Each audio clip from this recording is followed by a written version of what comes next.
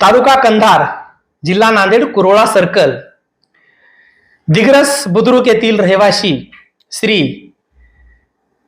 मारुती गवळे पाटील यांची आज आपण मुलाखत घेणार आहोत. त्यांचा परिचय म्हणजे ते अनेक गोरगरिबांना, शेतकऱ्यांना, सुशिक्षित बेरोजगारांना आणि सर्कलमधल्या सर्वांना मदत करणारे एक व्यक्तिमत्व म्हणून आणि भाजपचे कट्टर समर्थक तुषार राठोड साहेब यांचे खंदे समर्थक म्हणून ते सर्वदूर परिचित आहेत. जिल्हा परिषद निवडणूक आणि त्यांनी आतापर्यंत केलेल्या सर्कलमधल्या कार्यांचा आढावा घेण्यासाठी आज आपण श्री मारुती गवळे यांची मुलाखत घेणार आहोत. नमस्कार. तुम्ही राजकारणात का आलात? तुमचा राजकारणात येण्याचा उद्देश काय आणि तुम्ही भाजपमध्ये पक्षप्रवेश केलात?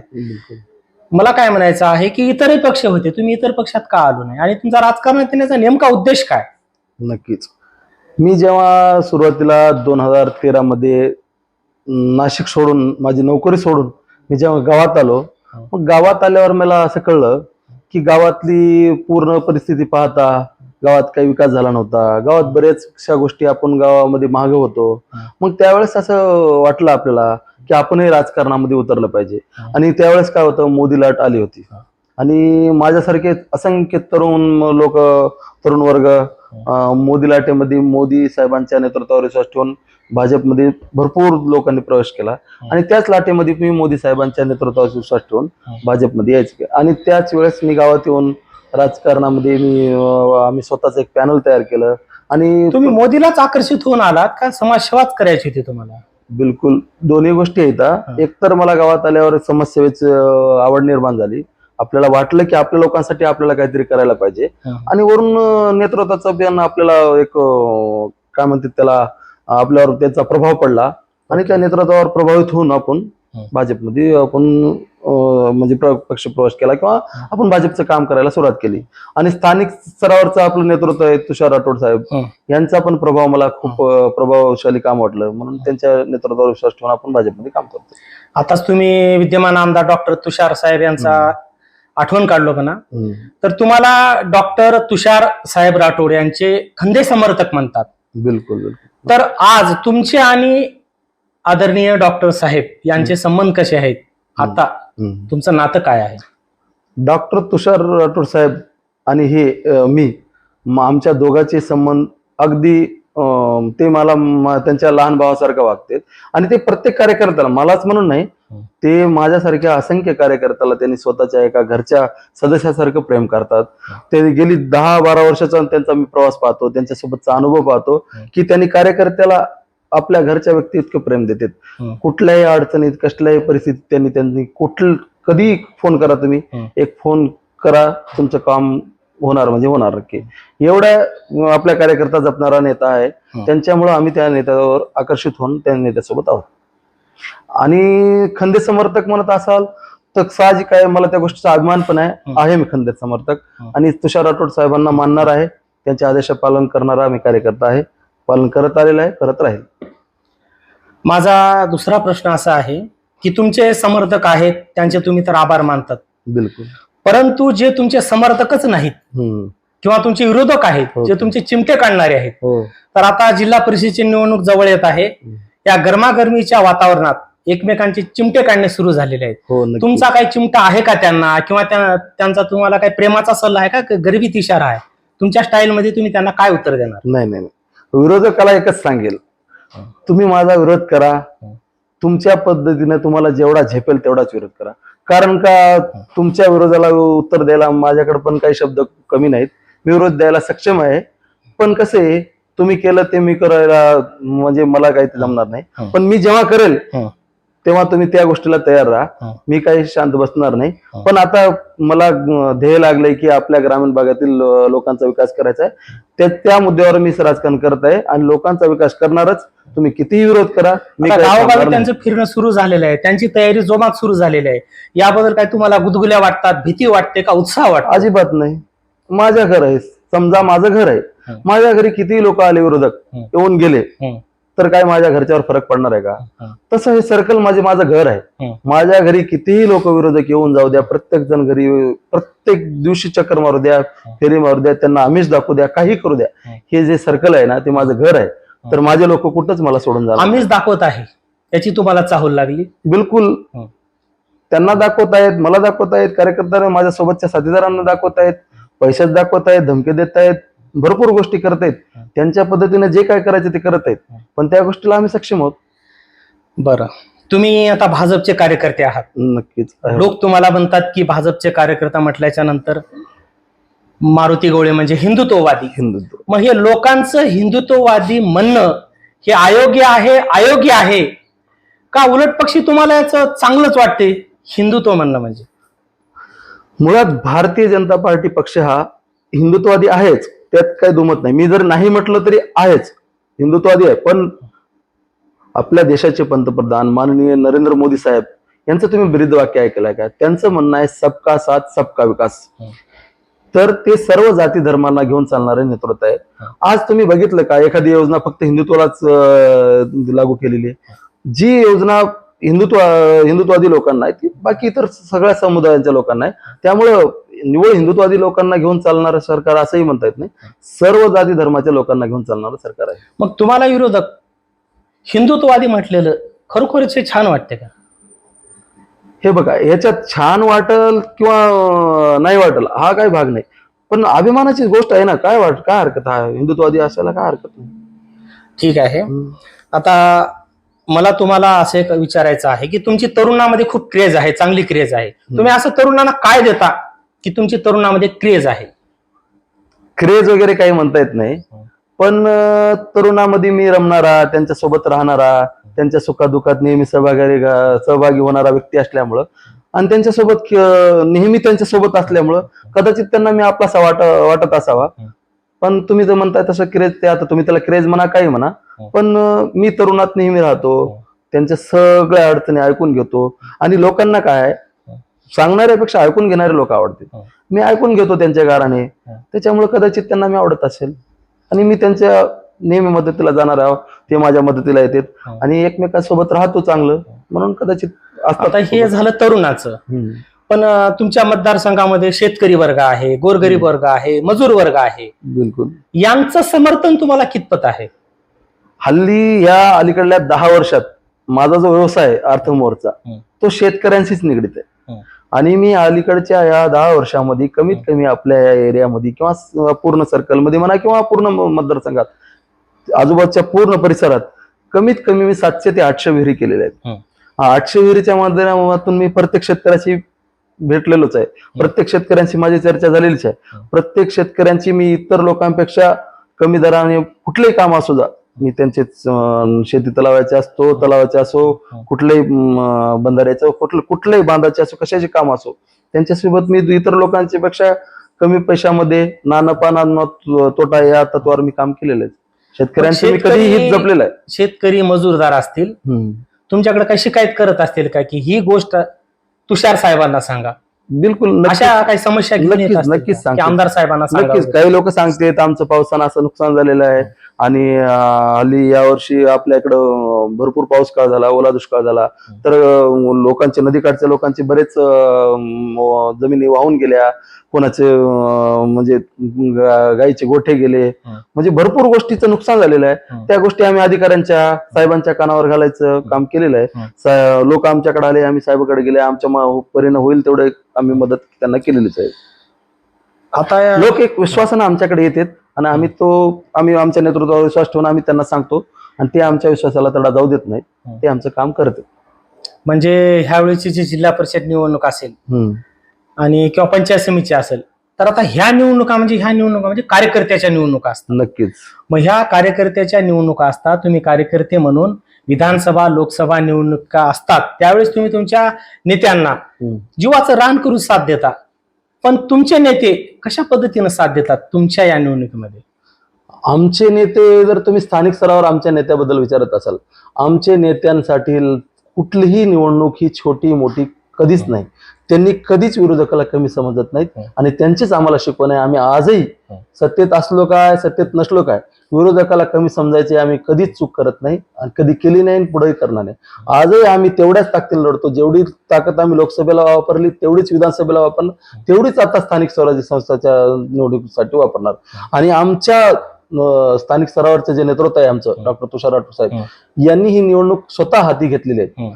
आज तुम्ही मला जर वैयक्तिक विचारत असाल तर आज नगरपालिकेची निवडणूक चालू आहे मुखेडमध्ये, एकमेव असा महाराष्ट्रात आमदार असेल की आपल्या कार्यकर्त्याच्या निवडणुकीसाठी प्रत्येक घरात जाऊन स्वतः लोकांच्या पाया पडून सांगत आहे कमळाला मतदान करा, भाजपला मतदान करा.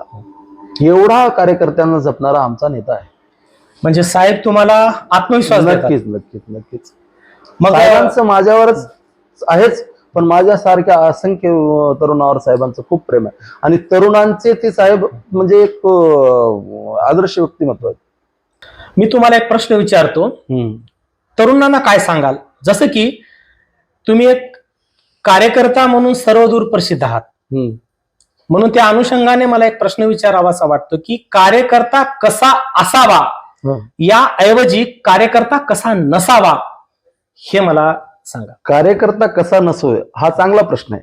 कार्यकर्ता हा मुळात हा कार्यकर्ता व्यसनी नसावा, हा अंध नसावा, म्हणजे अंध म्हणजे विचाराने अंध नसावा आणि कार्यकर्ता हा प्रगल्भ शक्तीचा असावा. कार्यकर्त्याला जात आणि त्याच्या समुदायाचं किंवा समाजाचंच वेळ नसावं.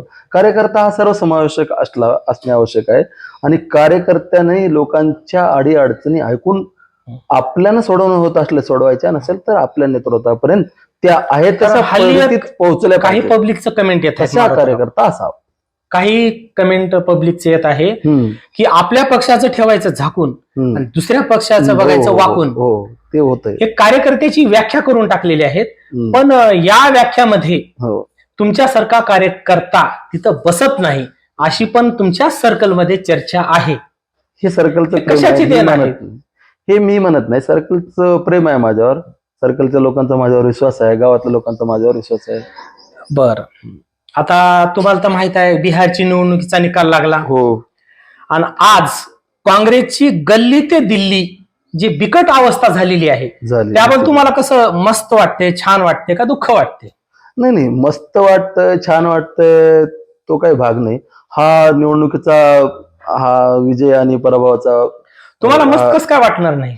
नाही, मस्त वाटायचं, आनंद होईल. आनंद एक राजकीय हेतून बघितलं आनंद होईल, पण आम्ही त्या परिस्थितीतून गेलेलो आहे. आम्ही काय असं रातोरात येऊन आम्ही विजयी झालेलो म्हणजे मतचोरी, ईव्हीएम यांचे सतत आरोप आहेत. आता सध्या त्यांच्याकडे मुद्दा त्यांना आता मतचोरी, ईव्हीएम असे बरेचसे मुद्दे करून काढायला ते वाटते काय हे जनता पण आरोप प्रत्यारोपाला कंटाळत आहे? मतचोरी अजिबात नाही. मोदीजीने लोकांचं मन चोरलेलं आहे. मत चोरायचा विषयच नाही. तुम्ही बिहारची निवडणूक पाहिली असेल आता, लोकांनी अक्षरशः एकतर तुम्ही बघितला असाल व्हिडिओ, 117 वर्षाची आजी होती, तिला 4 लोकांनी खांद्यावर उचलून नेलं आणि तिने शेवटचं मतदान मोदीला केलं आणि तिची मुलाखत सुद्धा ऐकली असेल. ती काय म्हणते, आखरी वोट मेरा मोदीजी को, म्हणजे मरेपर्यंत मोदीला साथ देणारे लोक आहेत आणि मोदीजीने हेच कमवलं या अलीकडल्या 15 वर्षात 10 वर्षात. म्हणजे मोदीजीनं मन चोरल्यामुळे तुमचं काम सोपं झालं का? तुम्ही पण लोकांचे मन चोरत राहता? बिलकुल. आम्ही आदर्शाचा, आमच्या नेतृत्वाचा आदर्श आम्हाला घ्यायलाच पाहिजे. आम्ही आमच्या आदर्शावर आम्ही विश्वास ठेवून जर काम करतो, आमच्या नेतृत्वावर, त्यांच्या नेतृत्वाच्या पावलावर पाऊल ठेवण्याचा प्रयत्न नक्कीच करू. त्यांच्यासारखं वागण्याचा प्रयत्न आमचा राहीलच. बरं, त्यांची कदाचित बरोबरी होणार नाही, पण प्रयत्न आम्ही नक्की करू. तुमच्या मतदारसंघामध्ये अनेक गावं आहेत. आता प्रत्येक गावाचं नाव घेऊन मला प्रश्न विचारता येणार नाही. मी एका गावचं नाव घेतो, जसं लहान दिग्रस. तर लहान दिग्रस मधले गावकरी तुमच्यावर प्रेम करतात, जिव्हाळा करतात, हे आम्ही पाहतोच. त्यांचं हे प्रेम करणं, जिव्हाळा लावणं तुम्हाला ओव्हर ऍक्टिंग वाटते का खरंच वाटते? नाही, ओव्हर ऍक्टिंग वगैरे मी काही म्हणू शकत नाही, तसं काही नाही. आणि तुम्ही दिग्रस म्हणताय, दिग्रस आहे, दिग्रसवरच तर माझ्यावर प्रेम आहेच, पण कुरळा सर्कल मधले माझे 21 ग्रामपंचायत, 32 गाव आहेत. प्रत्येक गावामध्ये माझे कोणी ना कोणी जीवाचे लोक आहेतच. ते माझ्यावर खूप प्रेम करतात. आता काही लोकांचे माझ्यावर खूप प्रेम आहे. भले मग ते राजकीय असो का अजून दुसरे कोणतं असो, मला कुठल्या पक्षाचं तिकीट भेटलं का म्हणजे न मतदाराचं भेटलं तुमच्यावर का, प्रेम आहे. नाही नाही नाही. पण ते तुम्हाला हे माहित राजकीय असेल प्रेम नाही किंवा आज इलेक्शन आले, निवडणूक आली म्हणून प्रेम नाही. एरवी पण माझ्या कुठल्याही सामाजिक कार्यात, कुठल्याही कार्यात मला लोक खूप मदत करतात. लोक म्हणजे मतदार, बरोबर. हो. मग तुम्हाला हे माहित आहे की मतदार हम्म. राजकीय दृष्टिकोनातून किंवा मतदान, आता तुम्हाला तर माहित आहे की मतदार काय करतात, कधीही काय करू शकतात. करू शकतो. मग ह्या अनुषंगाने तुम्हाला प्रश्न विचारतो की मतदाराकडे तुम्ही कसं पाहता? एक गोड गुलामजामुन म्हणून पाहता का तिखट मिरची म्हणून पाहता? गोड कारण ते गुलाबजामुन, कधी काय करू शकतात. गोड गुलाबजामुन, तिखट मिरची असं काही नाही म्हणतात. पण मतदार हा सध्या जागरूक झालेला आहे आणि आम्ही कोणी किती त्यांना कशाही नजरानं पाहिलं तर ते आमच्यापेक्षा हुशार आहेत. कारण तू कुठल्याही आता कुठेही जा तुम्ही, मतदार हा तुमचा मागे राहिलेला नाही. मतदार हा प्रगल्भ झालेला. कुठल्याही मतदाराने त्यांचं मतदान कोणाला करायचंय हे ठरवून टाकलेलं आहे. म्हणजे त्याच्यामुळे तुम्ही आमिष दाखवा, त्यांना गोड गुलाबजामुन समजा, कडू मिरची तिखट मिरची समजा, काही फरक पडत नाही त्यांना. त्यांच्या मनाची मानसिकता झालेली आहे आणि लोक खूप हुशार झालेले आहेत. मग आता तिखट मिरची तुमच्या विरोधकांना म्हणायचं का? आमच्या विरोधकांना त्यांचं मला नाव घ्यायचा विषयच नाही. का तर मला विरोधकांना बोलायचं ते काय? तुमचं नाव घेतील, भविष्यात घेत आहेत. साहजिक आहे, घेतील ना. मग तुम्हाला आरोप प्रत्यारोप करावा लागेल. मी विरोधकाला त्यांचे आरोप तर तुम्हाला बिलकुल परत त्यांच्याकडे मी पाठवून अगोदर द्यावं सांगितलंय, विरोधकांनी त्यांना जेवढं झेपेल तेवढंच बोलायला पाहिजे. जेव्हा मी बोलायला लागलो ते सहनबेज झाला असं पाहिजे. मग मग त्यांच्याकडे जर त्यांचं सहन limit करायची, संपलं असं वाटतं का? त्यांच्याकडे जर सहन करायची जर त्यांची असेल, त्यांची कुवत त्यांची तेवढी, तर बिलकुल माझ्यावर टीका करावी. मी टीकेला उत्तर द्यायला त्यांच्याच भाषेत द्यायला तयार आहे. कशाने? कामानं उत्तर देणार बिलकुल का बिलकुल. शब्दाने उत्तर देणार? कामानंही द्यायला तयार आहे आणि शब्दानेही द्यायला तयार आहे. पण मला तर वाटते तुर्तास आपण त्यांना कामानंच उत्तर दिलेलं चांगलं आहे. बरं, आता सोशल मीडिया फार मोठा घटक ठरत आहे. मग या सोशल मीडियाकडे तुम्ही कसं पाहता? गुलामजामुन म्हणून पाहता का तिखट मिरची म्हणूनच पाहता? सोशल मीडिया, का कचरा म्हणून पाहता? सोशल मीडिया हा एक आपल्याला आपण लोकांपर्यंत लवकर पोहोचण्याचं एक माध्यम झालेलं आहे. आणि तुमच्या कुठल्याही भविष्यातल्या घडणाऱ्या गोष्टी किंवा तुम्ही करू पाहणाऱ्या गोष्टी किंवा आपण काय करणार आहोत गोष्टी आपण लोकांपर्यंत लवकर पोहोचण्यासाठी एक सोशल मीडिया. आणि हल्लीचा तरुण काय आहे, सोशल मीडियामध्ये जास्त इन्व्हॉल्व झालेला आहे आणि ते नेहमी तुमच्या सकारात्मक गोष्टी असतो की नकारात्मक असतो, नेहमी वाचत असतात लोक, पाहत तुमच्यावर टीका करणाऱ्या गोष्टी विरोधक ते वाचतात, तुमचे वाचतात. कामही वाचतात. आणि सोशल मीडिया काय, त्याचा जर फायदा घेतला तर खूप चांगलं आहे आणि एखाद्याची बदनामी करण्यासाठी वाईट पण ठरू शकतं. मग आता ते वेळ प्रसंगी किंवा त्या प्रसंगानुसार कडू किंवा तिखट म्हणता येतं आपल्याला. मग आता सोशल मीडिया सुरुवातीचे शब्दच असे आहेत की सोशल. म्हणजे याच्यातून तुम्हाला काय असं सोशल म्हणजे सोसावं लागत आहे का खरंच त्याच्यात तुमचा काय जाहिरात होत सोशल आहे मीडियाचे तर मी आभार का ते मानतो. तुम्ही हत्यार म्हणून वापरता? नाही, सोशल मीडियाचे तर मी आभार मानतो आणि सोशल मीडियामुळेच आपण लोकांपर्यंत पोहोचतोय. आपण प्रत्येक ठिकाणी तर आपण अजून गेलो नाही किंवा जाऊ शकत नसेल कदाचित, तर आपले सोशल मीडियामुळे आपण पोहोचतो ना. आपले विचार लोकांपर्यंत आपण जे जाणार आहोत लोकांपर्यंत सोशल मीडियाच्याच माध्यमानं. आता आपली मुलाखत जर झाली, आपण लोकांपर्यंत पोहोचण्यासाठी सोशल मीडियाचाच वापर करणार आहोत. म्हणून सोशल मीडिया प्रभावी आहेच. आता तिकीट वाटपाचा प्रश्न आहे चालू आहे. तुमचे पक्षश्रेष्ठी जेव्हा तिकीट वाटतात तेव्हा तुम्हाला गुदगुल्या होतात, धडधड होते का उत्साह वाटतो? आम्ही इच्छुक उमेदवारांनी मुलाखत देऊन आलो. आता आमच्या हातात तयारी करणं एवढं आहे. आमचा नेतृत्वावर विश्वास आहे. त्यांचा दृष्टीने जो काही निर्णय घेतील तो मला मान्य असेल आणि मी पक्षाच्या किंवा माझ्या नेतृत्वाच्या पुढे जाणारा कार्यकर्ता नाही, त्यांच्या आदेशाचे पालन करणारा कार्यकर्ता. ठीक आहे. मग तिकीट भेटेल किंवा न भेटेल त्याला मी खचून जाणारा कार्यकर्ता नाही. मी माझ्या पक्षाचं काम चोखीने करणारा कार्यकर्ता. तुम्हाला इतर कोणत्या पक्षाने कधी काही आमच्या पक्षात या वगैरे तुमचं काम बघून काय ऑफर केली? ऑफर तर प्रत्येक कार्यकर्ता हा तर प्रत्येकाला हवाच असतो. कार्यकर्ता कोणाला नको असतो? कार्यकर्ता असतो आणि हाडाचे कार्यकर्ते कोणाला नको आहेत? बरेच जण म्हणतात, पण प्रत्येक लोकांना माहित होऊन गेलेलं आहे की हा कार्यकर्ता कोणाच्याही आमिषाला बळी न पडणार आहे. त्याच्यामुळं माझ्याकडे कोणी येतच नाही आणि मी कोणाला भाव देतच बरं, तुम्ही आता कुणाला तर भाव देतच नाही? नाही, सध्या तरी नाही. आणि भविष्यात पण माझा तो काही तसा विचार नाही. ठीक आहे. कारण माझ्या नेतृत्वावर केंद्रातले असेल, राज्यातलं असेल किंवा माझ्या स्थानिक पातळी, माझ्या तिन्ही नेतृत्वावर माझा विश्वास आहे. जे तुमच्या पक्षानं सांगितलं बिलकुल बिलकुल ते तुम्ही करणार. जसे की बिलकुल, आता नक्की. फडणवीस म्हणाले मला माझा पक्ष बिलकुल आज घरी जा म्हटलं तुम्ही जाईल. बिलकुल बिलकुल म्हणजे नक्की नक्की गल्ली ते दिल्ली नक्की, तुम्ही नक्की. कार्यकर्ता असो का नेते असो, नक्की नक्की तुमचा जे पक्ष सांगेल तेच तुम्ही ऐकणार. नक्कीच. ठीक आहे. एक प्रश्न माझा- विचारतो तुम्हाला. विचारा. तुम्हाला तुमच्या पक्षाने हम्म. तिकीट दिल्याच्या नंतर खरोखरच तुमची तयारी आहे लढवण्याची? नक्कीच नक्कीच. ज्या अनुषंगानं राष्ट्रीय पक्षाला आपण तिकीट मागतो तर जिम्मेदारीनेच मागावं लागेल ना. आणि आपली तेवढी तयारी आहे किंवा आपण त्या अनुषंगानं काम करत आलेलं आहे म्हणूनच आपण पक्षाची तिकीट मागतोय. तुमचा आणि विजय होईल पक्षा- हा आत्मविश्वास तुम्हाला आहे? पक्ष ज्या दिवशी मला तिकीट जाहीर करेल किंवा माझं तिकीट कन्फर्म करेल त्या दिवशीपासून मी पायाला भयंकर बांधून फिरेल असातलंच नाही, तर मी ऑलरेडीच त्या मार्गाने कामाला लागलेलं आहे. आणि त्या दिवशी तर मग मला अजून आणखी माझ्या कार्यकर्त्यांना किंवा मित्र परिवारांना सगळ्यांना आनंद होईल, सगळेजण कामाला लागतील. आणि नक्कीच माझी जोरदार तयारी आहे आणि मी 100% पूर्ण ताकदीनिशी जिल्हा परिषद निवडणूक लढणार. ठीक आहे. तुम्हाला नक्कीच आमच्या शुभेच्छा.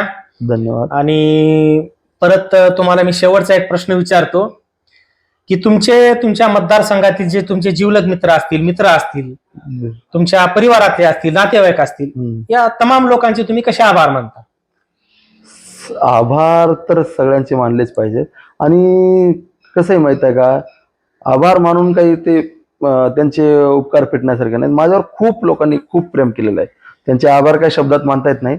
तरी पण मी सर्वांचे, माझ्या कुटुंबाचे, माझ्या मित्रपरिवाराचे, माझ्या पूर्ण सर्कलच्या किंवा इतरही सर्व मित्रपरिवारांचे खूप खूप आभार मानतो. माझ्यावर असंच प्रेम करत राहा, माझ्यावर विश्वास ठेवा. तुमच्या विश्वासाला मी भविष्यात कधी तडा जाऊ देणार नाही. तुम्ही माझ्यावर असंच प्रेम करत राहा, मी तुमच्यावर असाच प्रेम करत राहील. तुमचं माझ्यावर हे जे ऋण आहे ते मला काही फेडणं शक्य नाही. तरी पण मी तुमचा शब्दात मानायचं म्हणलं तर आभार, मी आज तुमचे आभार मानतो. हा, तर हे होते मारुती पाटील गवळे. जिल्हा परिषद निवडणूकसाठी ते भाजपकडून इच्छुक कार्यकर्ते आहेत आणि आत्ताच आपण त्यांची मुलाखत घेतलो. तर त्यांनी त्यांच्या विरोधकांना सल्ला दिलेला आहे. पक्षश्रेष्ठीचा निर्णय आम्ही मानू असं पण त्यांनी भाकीत केलेलं आहे. लोकांचे कामे करू असं पण त्यांनी भाकीत केलेलं आहे. आणि मी ह्या राजकारणात येण्याचा उद्देश म्हणजे मला केवळ आणि केवळ समाजसेवा करायचं आहे असं त्यांनी सुद्धा या ठिकाणी जाहीर केलेलं आहे. तर असे हे मारुती पाटील गवळे होते. तर पुन्हा एकदा मारुती गवळे पाटील यांची आपण नक्कीच मुलाखत घेणार आहोत. पुन्हा भेटूया. धन्यवाद.